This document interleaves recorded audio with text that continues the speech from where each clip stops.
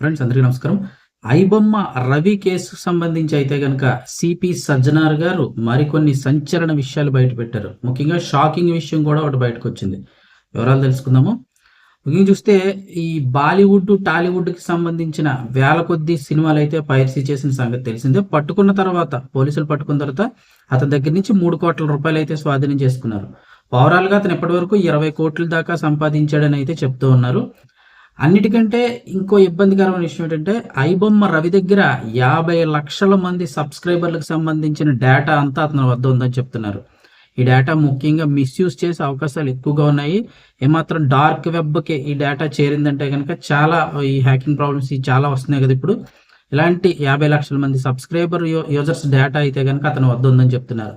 అంతేకాకుండా విపరీతంగా betting apps అయితే ప్రమోట్ చేశారు. దానివల్ల ఎంతోమంది యువకులు ప్రాణాలు కోల్పోయారు. ఇతను ఇప్పటికి మహారాష్ట్రలో ముందు నుంచి ఈ క్రిమినల్ మైండ్ సెట్ అయితే ఇతనికి ఉందనే చెప్తున్నారు పోలీసులు. ఎందుకంటే మహారాష్ట్రలో ప్రహ్లాద్ పేరుతోటి అయితే గనక డ్రైవింగ్ లైసెన్స్ తీసుకున్నాడు. అదేవిధంగా పాన్ కార్డు కూడా ప్రహ్లాద్ పేరుతోటి పాన్ కార్డు అయితే తీసుకోవడం జరిగిందంటున్నారు. ఇక కరేబియన్ ఐలాండ్స్‌లో సిటిజన్‌షిప్ కూడా తీసుకోవడం జరిగింది. ఇక అలాగే ఫ్రాన్స్, దుబాయ్ అలాగే ఇంకెన్నో దేశాలు తిరిగాడు. నెదర్లాండ్‌లో కూడా సర్వర్లు అయితే పెట్టాడంటున్నారు. సో ఓవరాల్‌గా చూస్తే ఇంకా కొన్ని విషయాలైతే బయటకు రావాలి. ఓవరాల్ చూస్తే 50,00,000 మంది సబ్స్క్రైబర్ల డేటా అతని వద్ద ఉండడం అనేది అయితే ఇప్పుడు కొంచెం ఆందోళన కలిగించే అంశమే. ఇది ఇప్పటికే అతని వద్దే ఉందా? ఎవరికైనా ఇచ్చాడా? లేదా? ఇంకా పోలీసులు ఇంకా మరిన్ని విషయాలైతే గనక రాబట్టాల్సిందే.